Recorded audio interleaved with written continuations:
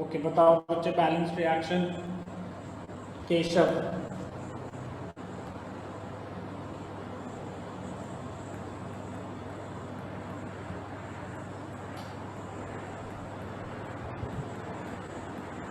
Yes, Keshav आप answer बताओ या वामिका आप आंसर बताओ, आप दोनों में से कोई भी बता सकता है।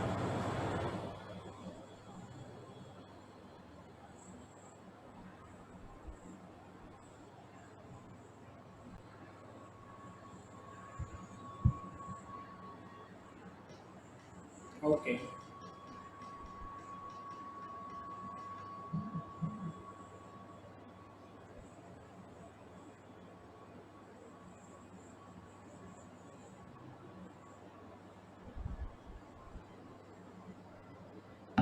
बोलो बोलो बेटा।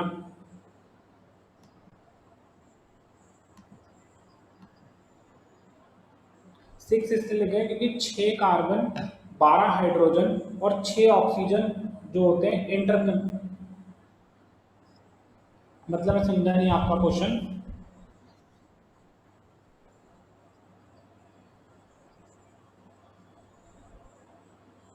अच्छा, देखो मैं आपको तनिष्क बता रहा हूँ, एक चीज़ बताता हूँ बड़े इंटरेस्टिंग। बेटा देखो, जो हम आपको सिखाते हैं ना, वो ट्रिक्स होती हैं, वो ज़रूरी नहीं होता वो ट्रिक्स हर जगह काम आए। Are you getting the point?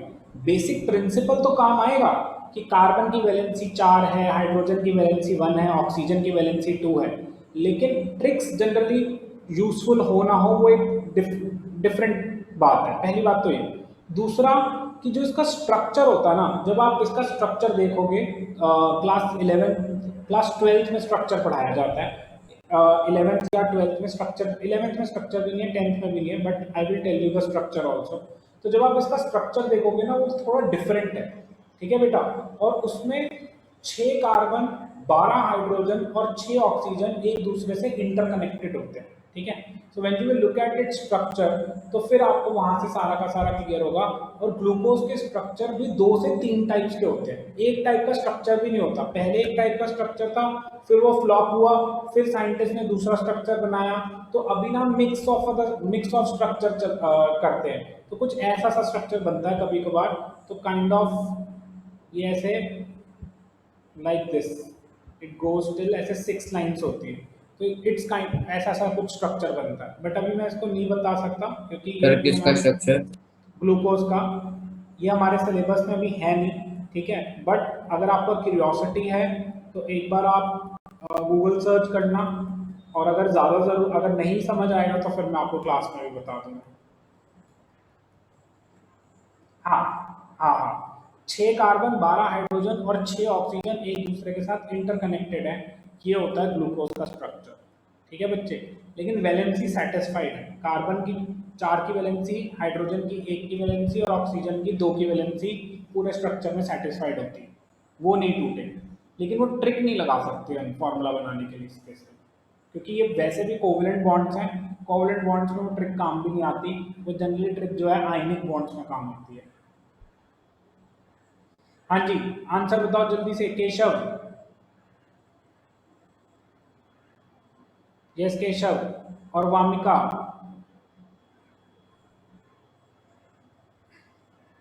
Anybody else wants to answer? Anybody else wants to answer? Okay, Vamika ने आंसर दे दिया। वामिका आपका बेटा, वामिका प्रोडक्ट साइड पे वाटर नहीं है बच्चे, इस साइड पे वाटर नहीं बन रहा बेटा। रिएक्टेंट साइड पे अगर वाटर आ गया तो प्रोडक्ट साइड पे जो है वाटर नहीं आएगा। Water is on only on the left hand side, right hand side पे वाटर नहीं है बच्चे, याद रखना इस बात को। ठीक है? सिर्फ और सिर्फ एलएचएस पे है वाटर, आरएचएस पे नहीं है। ठीक है? Anybody else wants to give the answer? जल्दी जल्दी से बेटा।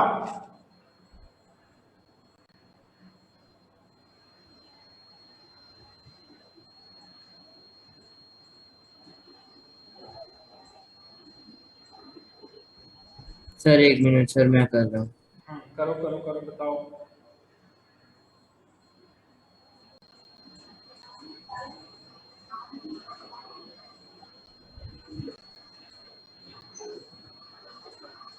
सर बोलो बोलो बेटा। सर मैं करूँ बैलेंस? हाँ करो। सर जो कार्बन डाइऑक्साइड है उसके में हम 6 लगाएंगे क्योंकि प्रोडक्ट के में हमारे कार्बन 6 है, ठीक पर है। उससे फिर हमारा ऑक्सीजन 12 हो जाएगा, इसलिए हम्म, हम प्रोडक्ट के ऑक्सीजन में भी 6 लगा देंगे। ठीक है, राइट। नेक्स्ट। और हाइड्रोजन के में हमारे 12 है, इसलिए हम 6 लगा देंगे वाटर के में, और फिर वो फिर इक्वल हो बैलेंस हो जाएगा। जाएगा। ठीक है, बिल्कुल एब्सोल्युटली राइट, बिल्कुल सही बात बताया आपने। तो this is the balanced chemical equation. 6 carbon dioxide, 6 molecules of carbon dioxide when combined with 6 molecules of water gives 1 molecule of glucose and 6 molecules of oxygen। ठीक है बच्चे, अब देखो उसको रीड कैसे करते हैं, वो रीड करना भी आना चाहिए आपको। अगर 6 CO2 लिखा हुआ है तो इसका मतलब है 6 मॉलिक्यूल्स या 6 मोल्स, कुछ भी हो सकता है। वो अगर मेंशन नहीं कर रहा तो मैं इसको सिंपल ले रहा हूँ molecule. 6 molecules of carbon sir इसे डाइऑक्साइड, अगर कुछ नहीं लिखा होगा तो मोल्स भी ले सकते हैं। मोल्स भी ले सकते हो, ठीक है। 6 मॉलिक्यूल्स और moles of carbon dioxide, plus का मतलब है कंबाइन, कंबाइंस विद 6 मॉलिक्यूल्स और moles of water to give, ये जो एरो लगा हुआ है इसका मतलब है टू गिव, और क्या गिव कर रहा है, दैट इज 1 मोल और मॉलिक्यूल ऑफ ग्लूकोज एंड 6 मोल और molecules of oxygen. So this is your complete reaction which is called as photosynthesis। Clear guys, जल्दी जल्दी बताओ बेटा, समझ आ गया यस फोटोसिंथेसिस सर। क्या होता है? Sure? Yes yes sir. Sir. ठीक है। अब ये देखो, इंटरेस्टिंग चीज यहां पर लिखी हुई है, the process of photosynthesis takes place in the green leaves of a plant. The food is prepared by the green leaves of plant in the form of simple sugar called as glucose, जो मैंने आपको बताया। The extra glucose is change into another food called as starch, that is carbohydrates. ठीक है, तो जो extra glucose होती है वो किस में कन्वर्ट हो जाती है, कार्बोहाइड्रेट्स में, और स्टार्च भी बोल सकते हो आप उसे। This starch is stored in fruits and leaves of the plant. तो जब आप फ्रूट खाते हो तो आपके अंदर स्टार्च आ जाता है या कार्बोहाइड्रेट्स आ जाता है, या जब आप प्लांट्स की लीव्स खाते हो तो आपके पास कार्बोहाइड्रेट या स्टार्च आ जाता है। तो एक्चुअली प्लांट्स की जो लीव्स हैं और जो प्लांट के फ्रूट्स हैं, उनके अंदर प्लांट ने वो जो ग्लूकोज बनाया था वो एक दूसरी फॉर्म के अंदर स्टोर्ड है, that form is called as carbohydrate और starch. So plants provide food for animals, we know this. The green plants convert sunlight energy into chemical energy by making carbohydrates। ठीक है बच्चे, तो बच्चे को क्या कह रहे हैं, ग्रीन प्लांट क्या करते हैं, सनलाइट एनर्जी को केमिकल एनर्जी में कन्वर्ट कर देते हैं by making that is your carbohydrates. Clear? कोई डाउट बच्चे यहाँ तक? एनीबडी एनी डाउट्स है? जल्दी जल्दी से बताओ अगर किसी को कोई डाउट है तो। ठीक है, अब नेक्स्ट चलते हैं, how plants obtain that is your carbon dioxide. हमने इसका सिंपल सा बात लिखा था, रॉ मटेरियल के फॉर्म में लिख दिया था, दैट इज योर एटमॉस्फेयर। लेकिन एक्चुअली में हो क्या रहा है, सो आपने ये पिछले साल पढ़ा था लेकिन इस बार भी ये आ जाता है। ठीक है, तो आपसे पूछ लिया जा सकता है कि स्टोमेटा क्या काम करता है और सारी। यस वंश, बोलो बेटा। सर जैसे सर ऊपर से एक वैसे बेसिक सा डाउट था हाँ कि हाँ, सर जैसे मॉलिक्यूल्स होते हैं उनके साथ हम ऐसे ऐसे 6 क्यों लगाते हैं, जैसे सर हम बाहर ही क्यों लगाते हैं 6? ये 6 एक तरह से यार, एक मुझे एक सिंपल सा मुझे आपसे क्वेश्चन पूछना है। ठीक है, एक सिंपल सा क्वेश्चन है, मेरे पास 10 चॉकलेट्स हैं और मेरे पास 10 टॉफीज हैं, ये दोनों को मैंने मिक्स करके एक पैकेट बना दिया, तो आप मुझे बताओ इसको अगर मुझे मैथमेटिकल फॉर्म में लिखना है मैं कैसे लिखूं? आप मुझे बताओ, how should I right? Sir अगर फिर मुझे, से बताना। मेरे पास 10 चॉकलेट्स हैं, 10 टॉफीज हैं, और मैंने इन दोनों को कंबाइन करके एक पैकेट में डाल दिया, मुझे इस बात को सर 10 मैथमेटिक्स, + 10 = 20। मतलब 10 + 10, 10 + 10 क्या, 10 क्या है आप मेंशन करोगे ना? हाँ जी बेटा, यस आप सर। 10 मेंशन करोगे ना, आप चॉकलेट लिखोगे, चॉकलेट का शॉर्ट फॉर्म C, ठीक है, फिर उसके बाद टॉफी का शॉर्ट फॉर्म T, तो 10 चॉकलेट + 10 टॉफी, और दोनों के दोनों कंबाइन होके क्या बना रहे CT। हैं, 1 पैकेट। उसको आप CT बोल लो या उसको P बोल लो, जो आपका मन करे बोल लो, ये बन गया। समझे? तो यार ये तो मैथ्स है ना, बस उसी का तो यूटिलाइजेशन कर दो। जब मैं बोल रहा हूँ 6 मॉलिक्यूल्स, अब मैं आपसे ये पूछूं कि आपने ये जो है 10 जो है यहाँ क्यों लगाया, यहाँ लगा देते, तो यार वो एक सेंस है, एक चीज़ को लिखने के तरीके बनाए हुए हैं, कुछ रूल्स हैं जो आपको फॉलो करने होते हैं to make other person understand कि आप क्या बोलना चाहते हो in the terms of mathematics. ठीक है, क्लियर बच्चे? तो आगे इसलिए लगाया है, वी आर सेइंग इसके 6 मॉलिक्यूल्स हैं, इसके 6 नंबर है। जैसे फॉर एग्जांपल सपोज करो ये एक मेरे पास एक कार्बन है, ठीक है, या एक ग्लूकोज है, लेट अस सपोज ये एक ग्लूकोज है, ठीक है, और इसका जैसा मेरे पास दूसरा भी ग्लूकोज है, तो इनको मैं क्या बोलूं? 2 ग्लूकोज। तो मैं इनको क्या लिखूंगा? दैट इज 2 मैं बाहर लिखूंगा कि भाई इसका नंबर कितने हैं, मेरे पास ऐसे 2 ग्लूकोज हैं, तो 2G। समझ गए? हाँ जी बेटा, क्लियर हुआ? इसलिए बाहर लिखा जाता Yes, है sir. To show the number of it. फिर उसके बाद आगे चलते हैं। आपके पास उसके बाद क्या है कि जैसे कार्बन डाइऑक्साइड कैसे रिसीव करते हैं, तो बच्चे आपको पता है there are large number of tiny pores called as stomata, जो सरफेस की जो लीव्स के सरफेस पे प्रेजेंट होते हैं।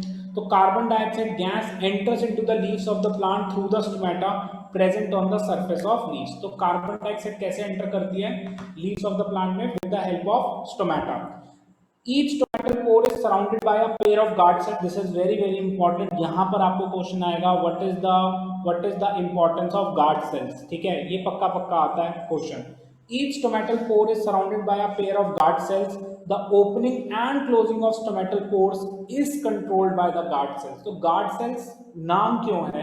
गार्ड का मतलब होता है जो एक चीज को प्रोटेक्ट करता है। यहाँ पर भी गार्ड सेल्स क्या कर रहे हैं? आपके स्टोमेटा को प्रोटेक्ट कर रहे हैं।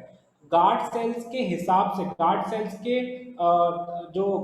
का मेन फंक्शन ही यही है, स्टोमेटा के पोर को बंद करना और खोलना, बंद करना और खोलना, ये काम करते हैं गार्ड सेल्स। नाम ही इसलिए पड़ा है ताकि स्टोमेटा के अंदर अनवांटेड चीजें न जाए। Okay okay okay. So guys, फिर इसको आज हम यहीं पे इसको खत्म करते हैं, ठीक है, और फिर नेक्स्ट क्लास में इसको कैरी फॉरवर्ड करेंगे, मैकेनिज्म करेंगे और फिर आगे बढ़ेंगे।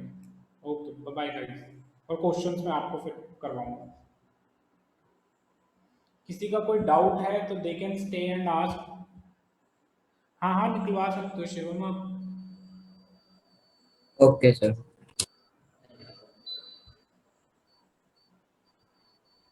बच्चे इस चैप्टर के अंदर लर्निंग के लिए इस चैप्टर के अंदर ना बहुत सारे क्वेश्चंस बनते हैं बीच बीच में से। तो अभी जैसे ये मैंने आपको उस दिन 4 क्वेश्चन करवाए थे एनसीईआरटी के।